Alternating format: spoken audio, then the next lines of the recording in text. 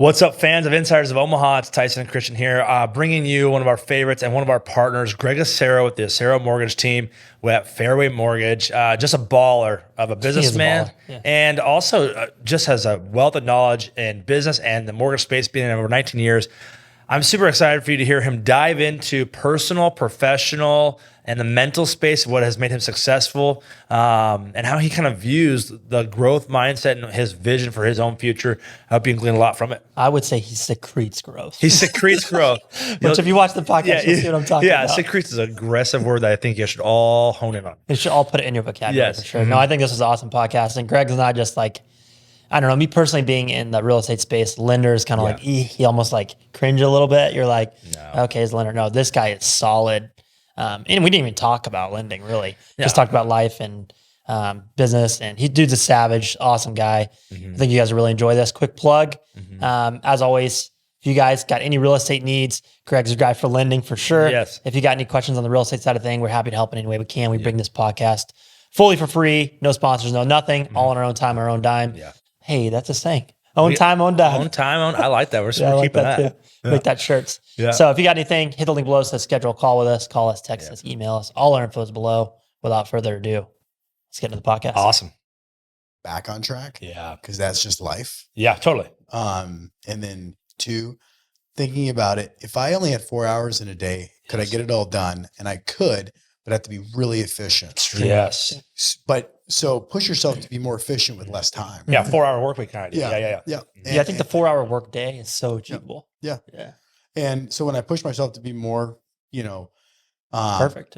Which, I mean, heck, man, 2 weeks ago, I was gone Thursday, Friday, Saturday, Sunday for baseball. I was gone the next week, Thursday, and I felt away from my businesses and stuff. And then I also got out of my daily routines. And then here comes Monday, and I'm like, what do I do? I get up a little bit later. Yep. I've eaten bad. Yep. And I'm like, Greg, okay, hold on. Yeah. Totally did. Let's get back. It took you 6 months to get that rhythm. Yeah. And then you fall off in like 6 days. Dude. Yeah. It's crazy. And that's a great word. Like Rob Dyrdek says this, and so does another gentleman I followed, Coach JV. He's all over TikTok. But they're like, everything's a frequency. Yes. So how high is your frequency or how low is your frequency? In other words, a rhythm. Yeah. And so sometimes I just got to listen to something to be like, put your headset in the right. Yeah. Totally. Yeah. In the right space. I've noticed that I don't do this enough, but I mean, meditation for sure, but coupling that with just a little bit of journaling to be able to anchor some of those meditative thoughts. I have not figured out, I have not made it a point to put that in my day, but I've done it a couple of times in the last month. Dude, that is so anchoring.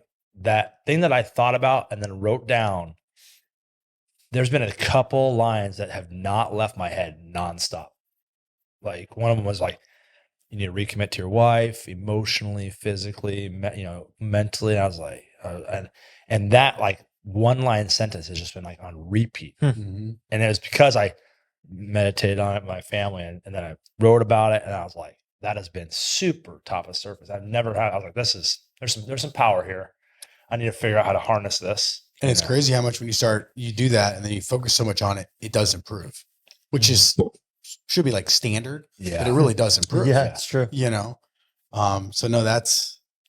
Or talk about how we've never were taught that in any, like that's a very elementary thing you can do from grade school. For sure. I mean, thinking of being alone with your thoughts and then writing about them and then moving on with your day. That's something that you do. I don't journal. Never really have. I've tried here and there. Same. But I do gratitude statements every morning. Okay, that's cool. And you know what I found more powerful was if I the next day or a week later went back and read what I wrote. Oh, interesting. Then it resonated harder with me because I went back to that's what I was thinking about. That's what I was feeling. Yeah. And then I was like, and then it helps me continue and appreciate it. Dana, are we rolling? Okay, cool. This bright light. I feel like this is abnormal. The screen's off of it. The filter is off the light. No, it's always off. Is it? Yeah, he always takes it off. Oh, right. I feel like we're in the Truman Show, and that's the moon that we're looking at. You gone back and forth on it? Let's talk to Dana about systems. Yeah, you need a checklist, Dana. Come on. I think I don't know if I've ever journaled, but I don't think I ever have journaled, but I've done a lot of the stuff in the self-development space. Yeah. And one of them was morning gratitudes. And that's something I've never done is read them again. That seems like a cool idea. Yeah. Because your mindset changes week to week almost, like what you're focused on almost sometimes. Do you think there's some clearing of the mind? So I know you and I are we have a lot of similar traits of how we kind of process stuff. Yeah. And I was talking about journaling. And do you think there's any made credence and you said you haven't journaled, but gratitude of almost divulging everything in like maybe a few days of journaling, and then that's like now gone, and now you're able to do the gratitude, like it frees up the mind because you've kind of displaced some of that, the mud, just kind of maybe. I don't know.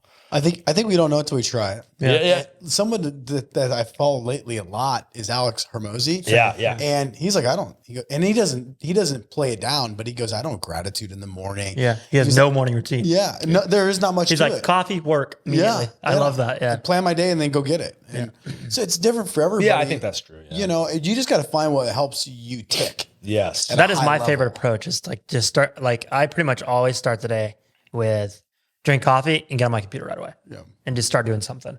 I think there's a key there is you need to get into action as quick as possible. Yeah. Because the longer you delay anything, the longer it takes. And so like a lot of people work out super early in the morning. Yes. And I've done a lot of like trying that. But for me, the whole time I'm working out in the morning, I have anxiety about stuff I want to be getting done in work. You know what I mean? Yeah. So I'm like, I'd rather just focus on. So I just like getting that done. And then the rest in the middle of the day or at night, I can get a workout in without my mind being crazy. Yeah. I think you touched upon another space, and Greg, you've been doing this longer than we have. How much of a journey is understanding yourself? Like you're just talking about you want to work out at night. Yeah. I like to work out in the morning.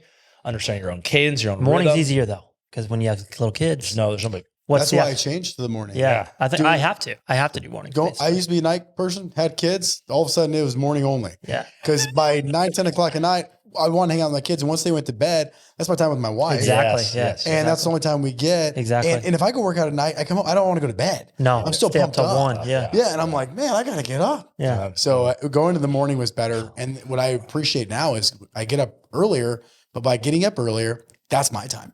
Yeah. Yes. And that's when I plan my day. Yes. And I can go get it. Yeah. I know. I like that. There's some quiet. I find a ton of, confidence in beating the sun up. I'm like, it was something interesting. Some satisfying about it. Yeah. This is totally anecdotal, but energy, sun gives energy, right? We know light gives energy. When I was in the Marine Corps, we would do a lot of conditioning hikes, prepare like with tons of load on your back, and you're going for miles on end. And the average pace is like a 3 to 3.2 miles per hour. We would usually start anywhere, depending on the length, 3 or 4 in the morning. And this is on the West Coast. So sunrise was anywhere between 6 and 6:30. But, generally the officers are in better shape than the enlisted guys. And so the enlisted guys would just kind of be sluggish. They aren't taking care of them, but just younger, not the maturity of how to take care of themselves as much. So they would be sluggish, halfway through before the sun comes up. You can just feel it in the air when these guys are moving. And, it's a little bit slower pace. And as soon as you get a glimpse of the sun cresting the horizon, and then as soon as it does, the energy completely changes. Guys are chipper. They have smiles on their faces. There's joking. There's not this there's solidarity, not solitude. I noticed it. The pace picks up. Everything changes. So my thought was always like, I want to be awake to receive that, not walk into it. And I don't know. I've just gotten a ton. So I noticed that when I work out in the mornings, when the sun comes up, you see guys' face turn to the sun, and they're just like, it's almost a euphoric moment for them, whether they realize or not. That podcast I'm telling you about, we'll talk a lot about that. Oh, really? Really? Yeah. Oh, and like circadian rhythm and stuff? How we're built for the sun and all their skin and everything in the eye, and actually how light enters the brain, is even how we create light within our bodies. Yes. Interesting. Yeah. And how much the sun has a lot to play in that. I mean, at the end of the day, the sun is life. It's life. It is seriously life. Yeah. Right? Healing. It's healing. Yeah. And man, I mean, I've always been this way since I was a kid. I used to always feel like I was missing out on the day. Yes. And I'm one of these attitudes. My attitude always is, I'll sleep when I'm dead. Right. And people are like, how do you don't sleep enough? You're gonna die early. I'm like, I'll bet you on that I won't. And 2, I feel like I'm missing out. And so like getting up early is like, I like it. At first it was like hard. Yeah. You know, the alarm goes off 4 and you're like, why am I doing this to myself? Yeah. And then what the two things that helped me is one, just make yourself after a while and you get in a routine and it gets easier. And two, when you listen to other people that are doing it, if you're competitive, which I think to be successful, there's a level of competition within you. My attitude is like, if they do it, I can do it. And then when you start listening to it, I mean, there were some guys that are like, yeah, you know, like David Goggins, you know, like I don't even know when he sleeps really, to be honest with you. Yeah, I don't think he does. He's like, I get up at like 3 o'clock and I just go get it. And I'm like, what time do you go to sleep? What time do you go to sleep? 2:45. 2. Yeah, I stretched 4 hours before I went to bed, and then I woke up an hour later and did it again. You're like, wow. You look at the mirror, you're like, I'm pathetic, dude. Seriously. So that's. No, I agree though. So go ahead.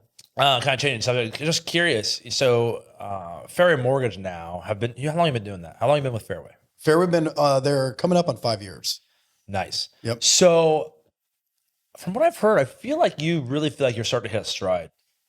Yeah, you know what I found in this business, and I knew this a long time ago, but I'm finding it again, I guess. Is, when you stay somewhere and build a brand, you get momentum. 100%. But when you disrupt the momentum because you move, or whatever it is, it just disrupts the process of momentum, right? So by being there 5 years or coming up, the rhythm, right? The frequency, and my frequency is growing. Yeah. Totally. I've turned that into being able to be more successful, if you will, based on however we measure that, because I feel like my brand has gotten bigger. And something with that said, by the way, a long time ago, this is 2014. I don't know why it took me so long. You ever felt, first of all, like you do the same year over and over? Yes. I have felt like that. And you're like, why am I even doing this to myself? Isn't that the definition of an insanity? Right? Like, what am I doing? So I started challenging myself to reach out to people bigger and better than me. And one of the things that I took away was they go, you have to build your own brand. No matter the platform or company you're with, right? A broker, a lending company. You're the brand. Yeah, totally. So build your own brand to where whatever you decide to be, whoever you decide to go be on a platform of whatever brokerage or lending company, it's irrelevant because you're the brand. It is relevant, So that's in 2014, I changed that. And so now it's like everything's Greg Acero Lending. People are like, well, who are you with? I'm like, well, with Fairway. That's the platform I decided to be with, but I'm still my own company. Same thing with us. Yeah. 100%. Exactly. How does that work with the idea of, I could say, saleability down the road or saleability of his team? Yeah, like, so I've heard mixed things, like, dentists, think they're going to sell their practices when they're done for a bunch. And it's James Brown's dental office. Well, right. You're only but it's somebody who's by it's not James Brown. Right. So the branding of that, is there, versus, hey, Excel mortgage team with Fairway Mortgage, whatever, you know what I mean? So here's the biggest problem I believe in our businesses why this business is tough is because unless you own the company, and even to a degree, depending on brokerage, lending, whatever, you sell a company, there's a multiple that comes with that. Well, in our businesses, I feel like, one, if you're the producer, it's all based on you. If you leave, what is it worth? Nothing. Really. And also people are like, I have a database. I'm like, but who are you? If you're not there, what is your database really worth? Because you're not there too. How much of your database do you really capture anyways? 1%. Right? So what are you really selling? So for me, knowing lending is really not sellable. If I said today I'm done lending, I might last 90 days where business is still rolling in, but then sooner than later, there's really no more business closing. Right. And it's done. So that's why through this great opportunity of lending and real estate, there's no limit on what you can make depending on your effort and really how savvy you want to be about it. But I've leveraged this business to allow other opportunities so I can become a entrepreneur and not have to lend forever. Yeah. Right. And when I started changing my 5-year, 10-year plan and further, now I've luckily, I feel like a little bit of luck, have put things together to where I don't have to lend today. I do it because when I try walking away from it, even for a short period of time, I'm like, man, I kind of do miss my job. And I've hired a lot of employees and I have an obligation to them as 100%, well. Yeah. I think it's a really interesting distinction I think we get kind of, I don't know if maybe the wolves polarized, but we kind of tell ourselves as agents or maybe self-employed individuals that it's a really, really difficult and almost unvalidated entity to be able to create a fully operational, sellable business in our industry. You're really only as good as your next deal or your next, quarter. Yep. And so like to maximize your productivity and production and profitability for as long as you can until you open up the doors to other opportunities, other new networks and contacts to then kind of ebb into a new vehicle industry to make a really good income and use that income for your future, Yep. not just use the income for lifestyle, right? And I think that is a level of dynamic that maybe a lot of people don't have. They want, they match my 401k. I've got my benefits. Well, you're doing it all on your own. Like I'm putting my own plan together and putting my own foundation in place to be successful. Yeah. It's a completely different mindset. Yeah. I mean, this business is real estate sales, lending sales. It's a grind. I think all sales is a grind. Yeah. And unfortunately, in most of this, you start over next month. Yeah.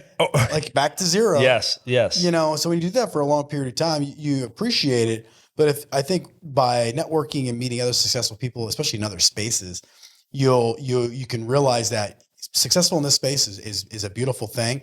But if you could take that money and go, build residual income and build businesses, be successful just in other spaces, that's how you build generational wealth. Yeah. And at the end of the day, I think that's everybody's goal is financial freedom or generational wealth. That's leaving a legacy. Yeah. And for me, a long time ago, I wanted to leave a legacy. Once I realized that, I had to go back and go, how do I do that? Yeah. What does that mean? Yeah. Yeah. And so then you kind of break it all down and start figuring it out.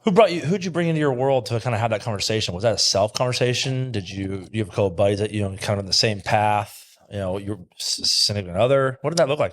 Yeah, I think I've always been that a little bit. I came from a very humble beginnings. Yeah. And when as a kid growing up with nothing, you always I remember back when I was a kid hanging out with my buddies in school and I'd go to their house. And today when I go back to where I grew up and I drive by this house, I'm like, well, that was a little 2-bedroom, 1-bath house that I thought was a mansion because I grew up in a trailer park. Yeah. So when you growing up that way, it made me feel like I was always chasing money, which is not necessarily the right chase, but I wanted some sort of wealth because I didn't have it. Mm-hmm. So I had this just burning desire to build something for myself. Mm-hmm. So that was kind of one of those, I guess, internal drivers for me that just kept pushing me. But then through that, you also, sooner than later, you realize you have to talk to other successful people. And people say, hey, show me the 5 people you hang out with every day, and I'll show you how successful you are. So I started put myself around people that not only made me uncomfortable, but were way more successful. And sometimes people's egos get in the way. Yeah. And as I got older, I was more willing to be like, I don't care who I am to these people. I just want to learn something and take something away. Mm-hmm. And when you hang out with really successful people, what you'll find is a lot of them are willing to share. Yeah, they are. But man, they really help you light your fire even further. Yeah. And they give you they share with you their pains that and how they've gotten there. And you realize everybody's similar to a large degree. Just they're on a different position on the path. Yeah. I think there's levels of life and they're at maybe a different level. Mm-hmm. But I think you're constantly trying to level up. Mm-hmm. I will say they're willing to share, but I have noticed everything is a little bit more complex than it initially looks. You're probably really good at talking to those people, but not seeming like you're not coming off as weird, not coming off as you're begging them for information. Right. More of you give them some kind of value, whether that be flattery could be value, or maybe you have something that you can help them with. I actually took this from Hermosi, and I just implemented it for the first time. It was crazy how well it worked for a high level networking. He said, pick a skill set that you have that that person doesn't have, but you want something from them. And do a ton of work around your skill set and give it to them for free. So I know how to build funnels really well, build funnels, build some automation behind it, build ads for it, pick ad targeting. So I did that for a painter that I know. I built this whole funnel because he mentioned, he was like, yeah, getting leads in painting is really tough. They pay $200 a lead for stuff. Wow. I was like, what? Yeah. Yeah. So I built this whole funnel out and it took me I'm going to guess it took me 8 hours of work. So a lot of time, right? And that was Alex Hermosi said he would spend 2 to 3 days putting this stuff together. And he said, you give it to him and act like it's no big deal. And that's what I did. I was like, hey, just built this little platform for you. I put it together. Here's a CRM. You can just plug into my CRM and use it. A lot. The guy's face was like, holy shit. Yeah. You know what I mean? Yeah. And then he was like, dude, let me know if there's ever anything. You know what I mean? For sure. Yeah. Let me give you that favor right in the back. Yeah. Mm-hmm. And so I was like, dude, I'm gonna start using that from now on. By the way, you made me think of a business opportunity. Yeah. Everybody wants, anybody that's in sales or in a service related or product, they need to make sales, right? They need leads. Yeah. They need leads. Yeah. So there's a lot of, I think companies out there that would pay a good margin, if you will, to get business, because sometimes they don't know how to. They're good at a particular craft. Totally. They don't know where to get. It's a totally different world. They might be able to close, but they don't have anything in front of them to close on. Yeah. It's like I see. I've helped a lot of physicians that just got out of their fellowship or specialty, and they get in. They want to start their own practice, and from my opinion, from what I see and what I've met of them, they're not necessarily even business savvy, and they're also selling to them. They're like selling, like, listen, I know how to do medical practice. I'm an MD, and this is my specialty. But to go create a business, set up an infrastructure, and sell it, they have to learn all that stuff. And systematize it. Yeah, they're really smart people. They'll get there. Yeah. But if you could, again, there's always opportunities. Yeah. Almost too many. There's almost too many opportunities. It makes it tough. Fire. Yeah. For sure. My whole point with saying that is that it's like you got to have some reason to talk to people. Yeah. And it doesn't have to be that complicated. I don't think, like, I always used to just even flat out like, dude, I'm so impressed by you. Thank you for speaking or whatever. I'd walk up to the speaker. You know what I mean? Mm-hmm. But you can't just there's also people that I've seen and people have done it to me where it's like weird. Like they expect something out of them. Like, why aren't you giving me this information? And people are only willing to give so much. For sure. You know what I mean? And that they want to know that you're going to use it. So if you use it, tell them you used it and how well it worked. Yeah. And then they'll probably give you more. That's been my experience anyways. No, I think that's true. 100%. Yeah. What has been the biggest challenge or the 5 years that as you've built out the Acero Mortgage Group, or your team? Over the last 5 years at Fairway? Yeah. I think more than anything, what comes to my mind right away is my team. Yeah. People. Your team's solid, dude. Yeah. I'm not a good HR person. Mm-hmm. Managing people is difficult, especially for me. There's different personalities, attitudes, all these things. I've had to fire, lay off, all these things. I've learned a lot, and I've tried to take the approach of just be a constant learner of leadership, which I still have a lot of learning to do there. But I think just managing people, I think it's been really tough because what I realized a long time ago, and when I went around interviewing top mortgage teams around the country, what was eye-opening that I finally saw and realized was the difference is it's not that he or she was better at selling or doing mortgages or selling real estate for that matter. The difference was their team. When they finally built a team of A players, their business really took off. And so I've had teams that were C players, B players, mixture of B and C, never really A team. And now I'm really starting to build this A player team. And that is where I started seeing growth happen. And there's a lot more to that, by the way, from what's your interview process look like? How good are you at asking the right questions, reading people? There's such a hardcore due diligence to building a company just in HR and hiring and stuff. That's really important. That I've made the fault of where I'm desperate and I hire somebody and that's the worst person I've hired because 30 days later, I'm like, you are not who you were in the interview. Right. Yeah. And this is really bad. Now I got to figure this out. And then I'm the worst at firing, right? Nobody wants to have a tough conversation. And then you just let it keep going. And you're like, this is snowballing into more pain. Right. So to answer your question though, it's really the team is what's been the hardest thing for me. Makes sense though, actually. Because people are the most complex. Right.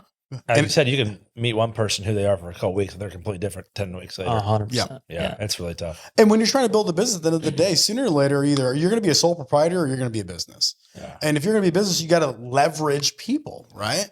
And a big part of leveraging is delegation, but just having the right people in the right seats with the right attitude built into the vision. They're clear on the vision, all these things. So and I'm constantly learning it, but that's the biggest part of it. And for us to go to the next level is I got to hire a few more people to do that.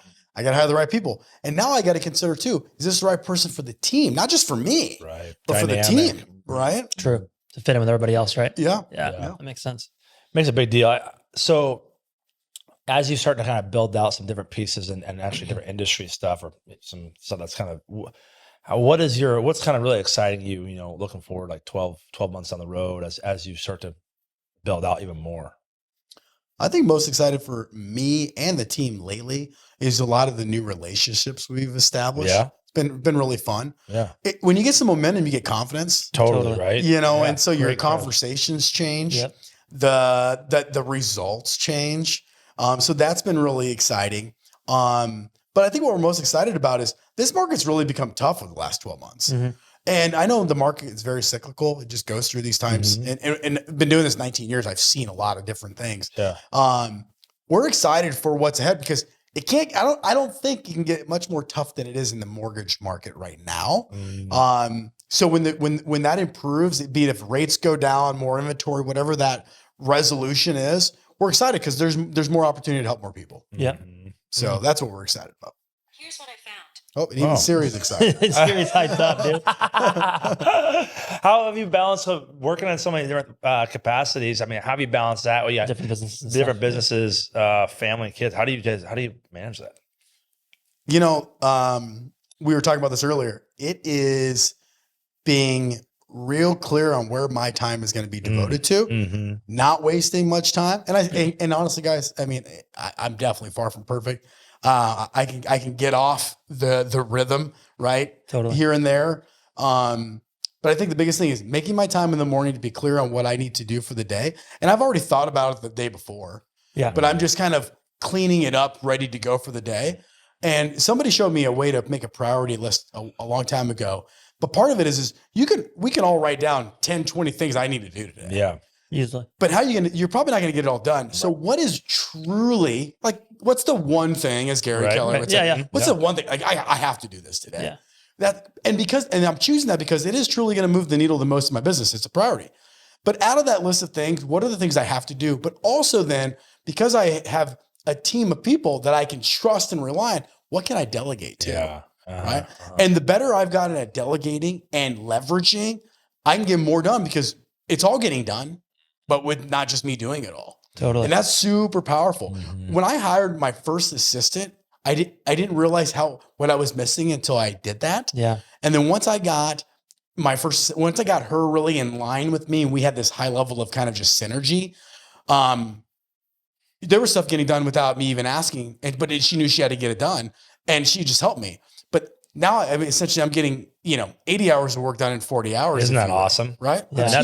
That's no, I love it. That's synergy. That's like compounding interest, man. Yeah. That's exponentially strong. Exponential growth. I think we were just talking about that today is and then complying that with making sure you're operating at your optimal frequency. Because if you're operating below if you're feeling stuck or stagnant, my first question is, well, is this your norm? Or are you operating below your frequency where you're becoming apathetic, where you need to up your frequency to regain momentum, regain a foothold where you're at, and to regain that confidence to operate at a higher pace? It's not that you're running out of your head cut off, but you just operate at a different frequency or rhythm to be most productive. So I took this away from Rob Dyrdek, and that's why I share it with you. Yeah. So 3 years ago, listening to him, he tracks so many things, and it starts with this morning. But one of the things he tracked was how he felt in the morning. He measured it. So then I started doing that just to try it out. And 3 years later, I'm still doing this. And if I go back and look at any time on a scale of 1 to 10, like let's go get the day.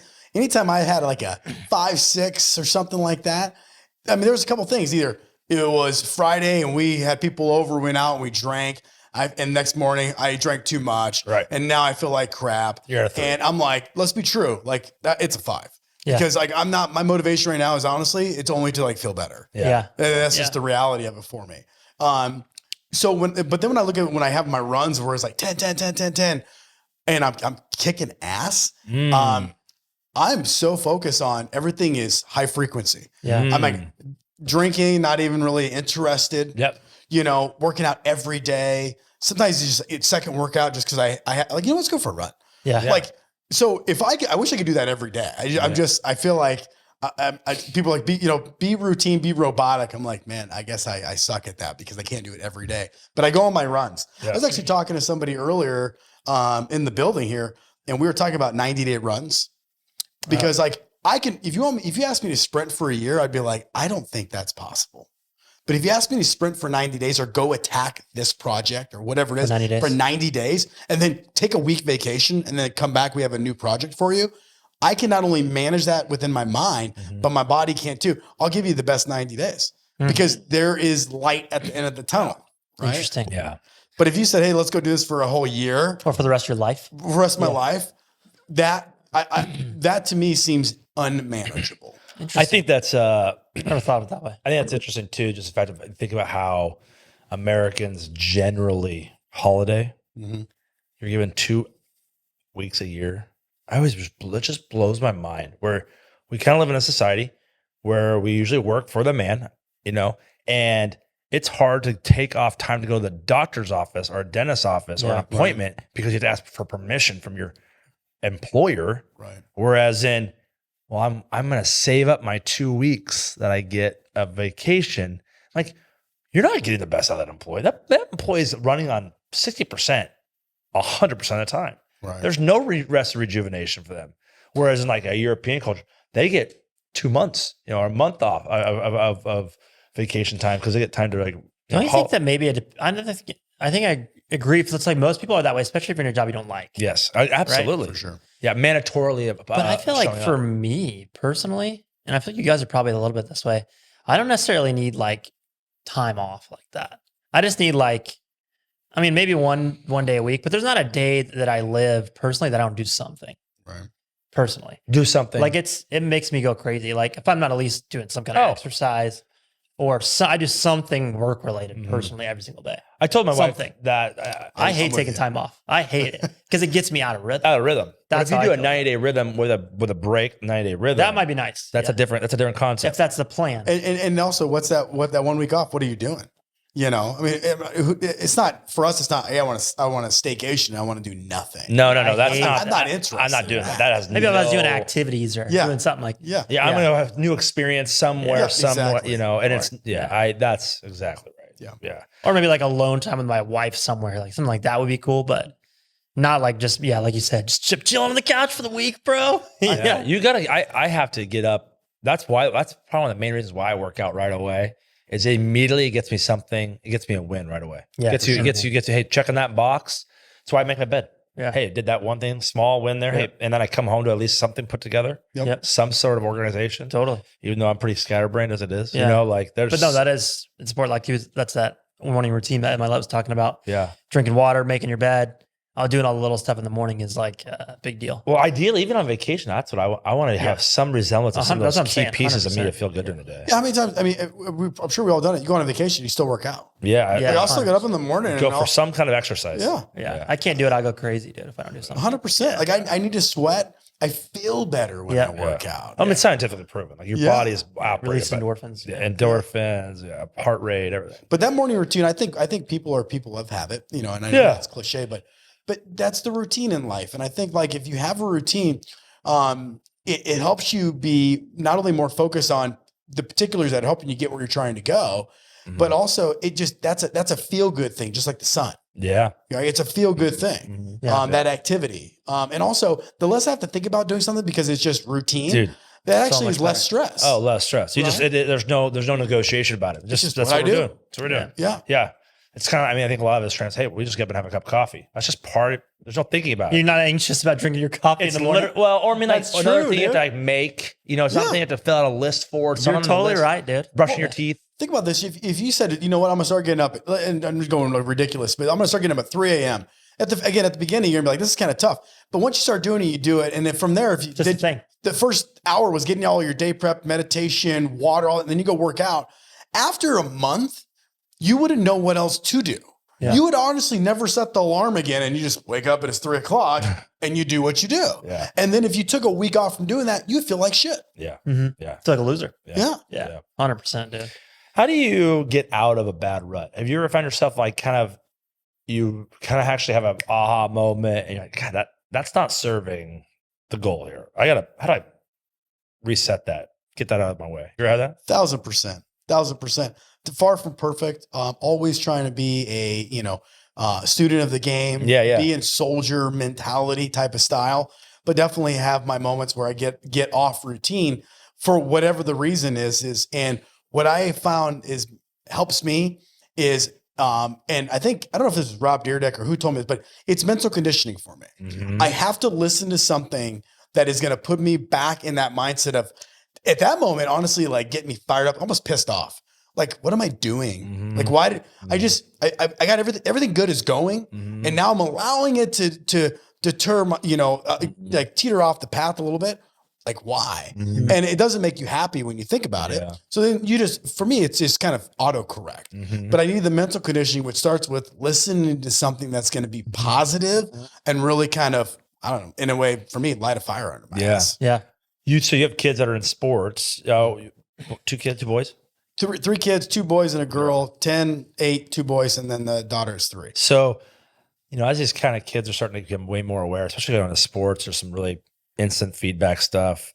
And you have started to establish some cadences in your life. Well, how are you discussing that with them? Are you discussing with them? Is there alignment there? Do you kind of lay off and wait for them to approach that? How do you approach that in terms of, part of your legacy you mentioned and understanding how to build good humans? What are you doing for that?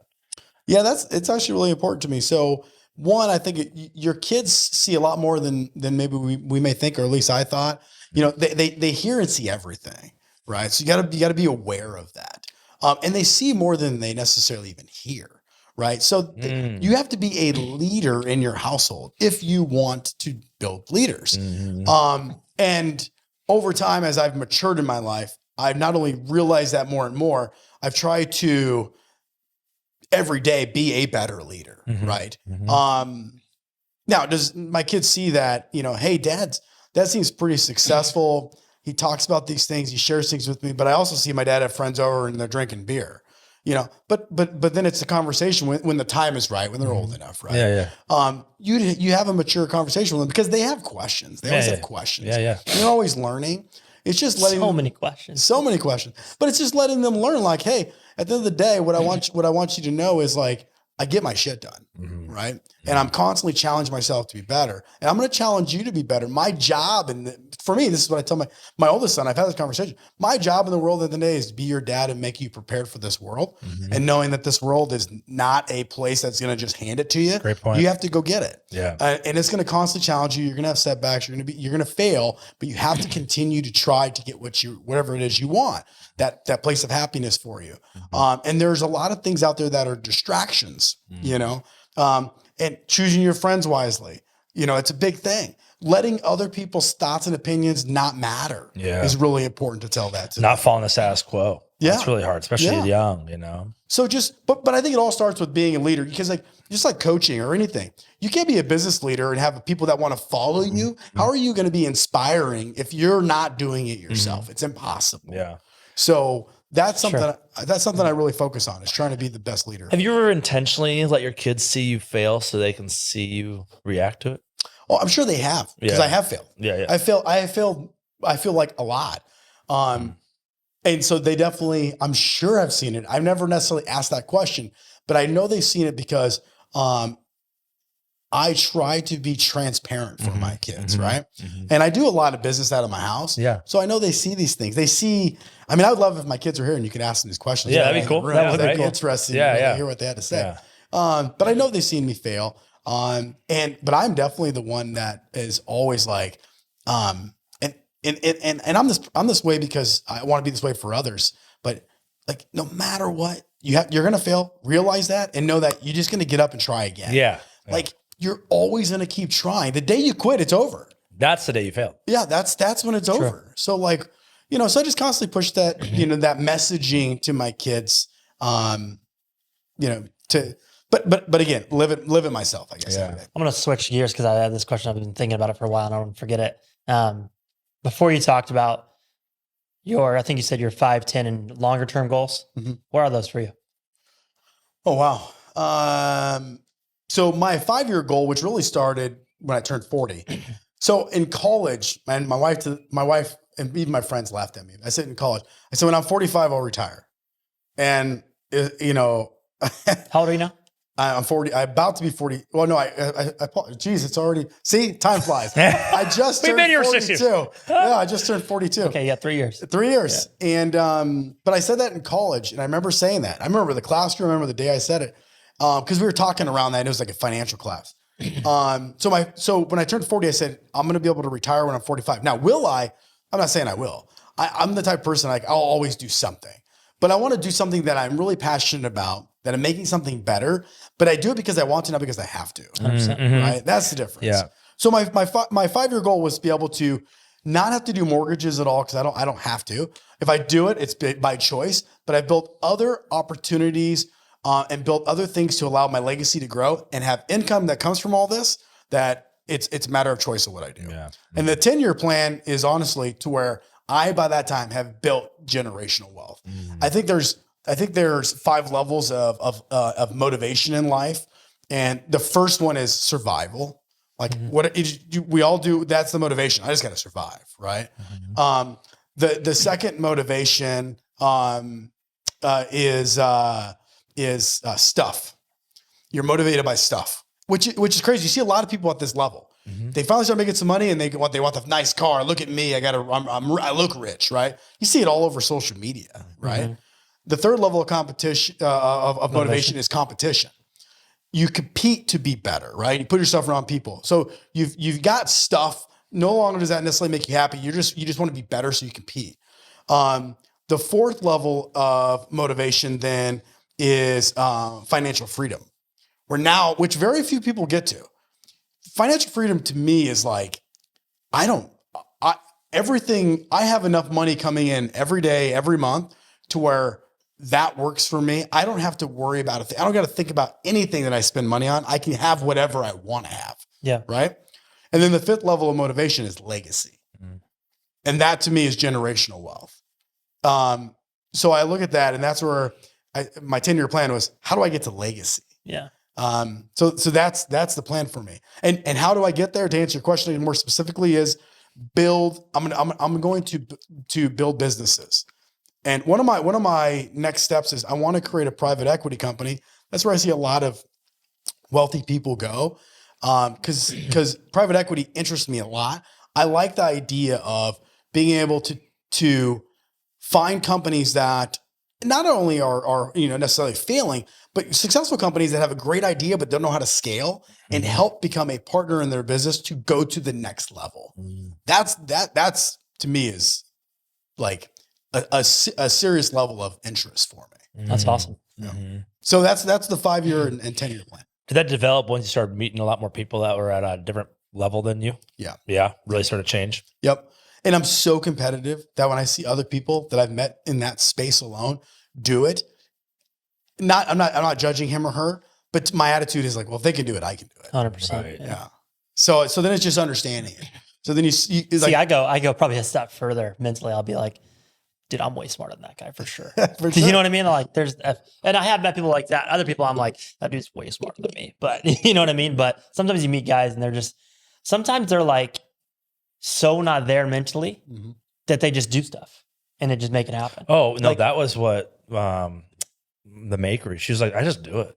It was, I'm not saying she's not there mentally. No, she's brilliant. Yeah. But listen to that podcast. It was so cool. What's it called again? Makery. You know that place where they do all the door hangers and stuff. A lot of women go there to do women's groups. Like really high end looking stuff. Yeah, it's really cool. They do it themselves, like package and stuff. She has a mindset that's really. She's created this giant business and never had a plan for any of it.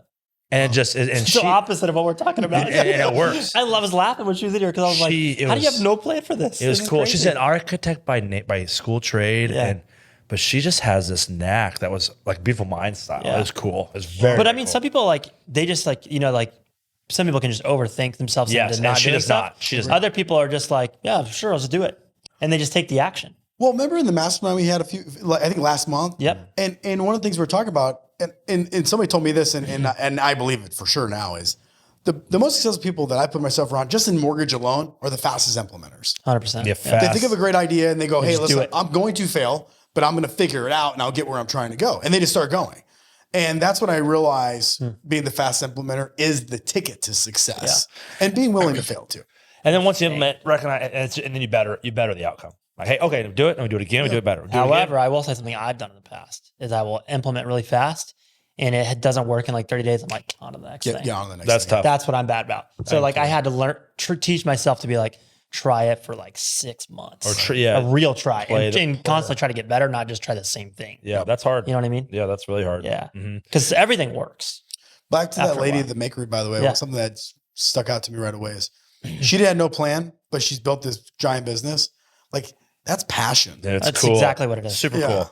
Yeah. Like, You could tell she's energized by the process, what she's making. Yeah. Right? That's really neat. Yeah. if you can be that Lindsay passionate, Barrett, you can go far. It really she's can. really she's- far. And if you can do that with a plan, And she's got some cool Crush- stuff coming down the crush pipe it. for scale and leverage is pretty neat. It is sweet. Kudos to you, Lindsay. Yeah. Yeah. Shout out to you. yeah. So speaking on behalf of the the growth mindset that you are obviously addicted to, part of your it's ingrained in your character. What is You can smell it on you. Yeah, You're it just like, growth, baby. What's that cologne? You Oh, secrete, grow up, man. you secrete You personal secrete growth, bro. We got to come up with a cologne line Yeah. called I'm growth. gonna Yeah. leave your people like, what's that smell like? It's confidential secretion. That's terrible. That's hilarious. dude. What has been what's been the hardest day of your life? What have you say about, hey, I picked myself back up, might have taken me 24, 48 hours a month. What is some of that? What's that hardship look like for somebody like you? What does a hardship look like? I Yeah. mean, just sometimes it's just mental more than anything for me. Yeah. Yeah. It's just getting back in that groove, finding something that's going to like, what's pushing me.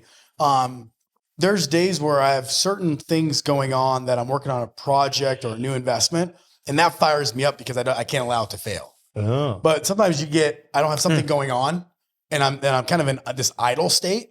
So like, what's my motivation? And people are like, my family. I love my family to death. I'll do anything for them. But I feel like we're very comfortable in our life today. So what's motivating me? So what I've learned is I constantly got to have something that's like new that's I'm doing to have to wake up and be like, I got to go make sure that's okay. Yeah. So, which is a great thing because that's keeping me on the path I want to be on anyways. So monotony is not good. No, I do. I like routines. I do. But not monotony. But Complacency. the monotony of if I seriously was like, I'm retiring today, I'm done, I would go crazy. Yeah. Because like, what do you do every day? Well, I get up, I work out, and I hang out with my family. I love them. It's great. What else do you do? I'm like, businesses are going, or I've sold the businesses. Yeah, man, I don't know. I would go nuts. Well, you can't stop your curiosity. You're 100%. Right? That's part Curiosity of it. Like, you're is not better. going to kill your curiosity. And your curiosity is going to fund your motivation. Well, and it's just like I'm so competitive even to myself that I love challenge. Yeah. You know, my mortgage coach all the time go, so what motivates you? Praise, pressure, or competition? And for the last 10 years of being in mortgage coaching, I almost always say the same thing, and it's competition. I think it's for me too. Yeah. I can care less about praise. Don't care about Zero praise. about praise. Hey, good job. I'm like, yeah, thanks. Dude, I literally like, ugh. That's how I Yeah. feel when people praise. What is the other one? Praise. Pressure. I don't think it motivates me personally. at all. Interesting. Yeah. I don't think pressure motivates me at all. I think it actually just irritates me. I mean, it causes some stress. Yeah. Well, there's Right. But that can make me not perform personally. For sure. Personally. Well, I think is there different types of pressure? I mean, there's survival pressure. Okay, I'm thinking of like back for me when I first started real estate, the financial pressure. There's Luckily, I didn't financial have a family. Yeah. I didn't have a mortgage. I had very little expenses, but I had zero money. And I didn't perform as well as I did once I started making money. I started to perform way better as I started making I money. got to say something by what you just said, by the Yeah. way, that one of my mortgage coaches told me this. He goes, you ever had debt pressure? I was like, I think I know what you mean by that. But I'm going to say, yeah. I was like, but what do you mean by it? And he goes, well, there's good debt pressure and bad debt pressure. Bad debt pressure is you got debt you can't afford. Like you're in a Like credit card debt. like that's like cortisol high levels every day. Yeah. You know, like Yeah, you're yeah. going downhill. Yeah. But he goes, there's good debt pressure. I'm like, please explain. And he goes, well, here, because this is part of a challenge. They go, whatever you make in a year, you need to buy a house 3x that. So if you make $1 million, you need to buy a $3 million house. And to me, I was like, Yeesh. wow, That's that's aggressive. Yeah. You know, that's aggressive.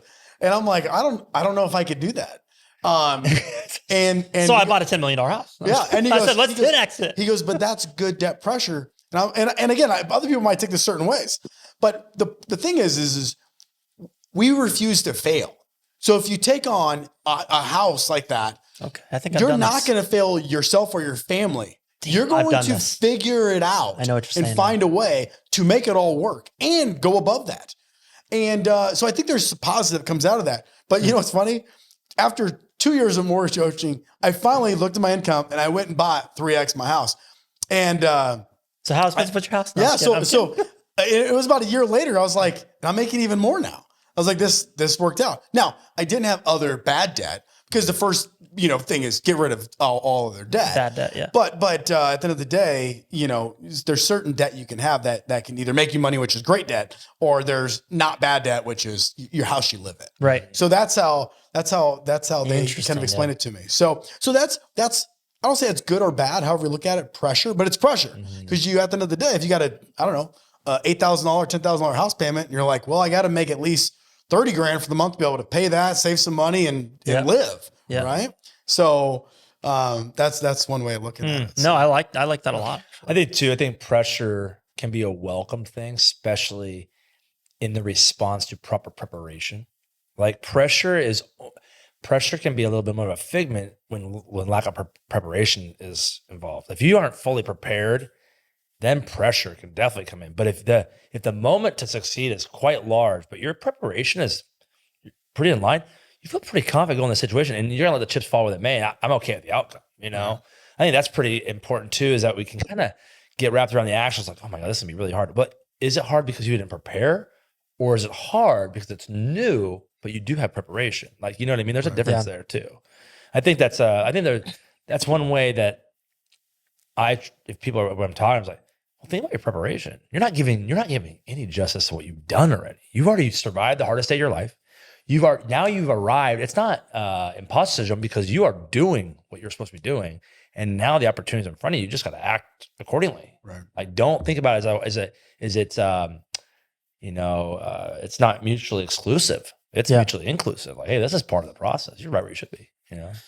Let me gotta wrap this up in a minute. But what are your other businesses? I know you do daycares, right? Yeah, I have commercial daycares. How many do you have? So we have 3 now, and we're expanding. So we're looking to expand here in Omaha, and then also looking to go national by franchising. Interesting. So that's our next steps there. And then I've been in real estate investing, commercial and residential for a long time. So have properties there, do that. Gotten more into the game of Airbnb, by the way, and VRBO and stuff, which has been actually lucrative, which is good. I feel like I was like one of the first, based on my research. There wasn't a lot of that going on in Omaha about 4 years ago when I started, and now it's really saturated. By the way, it is. But I've done that, and then that's been very positive. And then from there, I do a lot of stock trading, and so I created a company for that for several reasons, but. That's something active. And then I do, on the side, I do real estate coaching as well. You do coaching for other people? For real estate agents. Oh, that's cool. So I do it for lenders, but really they all work with me. Yeah. So, and that's a recruiting strategy, right? Mm-hmm. Totally. And then for real estate agents, if I find someone that is motivated and wants to be accountable, and I don't charge much, I just $10,000 a month. That's it. $10,000 a month, per 30-minute session. But no, and that's really just focused on wanting to help more than anything. But more importantly, I feel like in the real estate community, I have found a lot of newer agents that have the motivation, but they lack system structure and understanding. And they're willing to, when they start making some money, they're willing to learn. And the real estate industry as a whole basically says, just do the work. And the agents are like, what work? What do I need to do? Yeah, that's cool. That's really cool. That's awesome. Yeah. Well, thanks so much for coming here, man. Dude, I appreciate you guys having me. Yeah, this was awesome. This is really, really good. Yeah, I appreciate it, man. We'll do it again in the future. And then look forward to working together more. Yeah. Any final thoughts, Tyson? No, man, I just appreciate, I appreciate vulnerability to open up about some of the things that probably a lot of people hear about. So hugely, and I've had a ton of respect for you over the years too. So just keep doing what you're doing, and we appreciate some time. Yeah. No, hey, listen, I appreciate you guys a lot. What you guys are doing. I'm excited to see where you guys are taking this to the next level as far as your business, adventure that you guys are doing. 100%, man. That's really cool. Yeah. And there's a lot I'm going to learn from you guys while we do this. So we've already learned a ton from you. We talk about stuff you've taught us all the time already. Yeah, that's good. Yeah, we appreciate being around you. I appreciate that. Yeah. All right, man. Thank you guys. See you guys. Peace out. Thank you.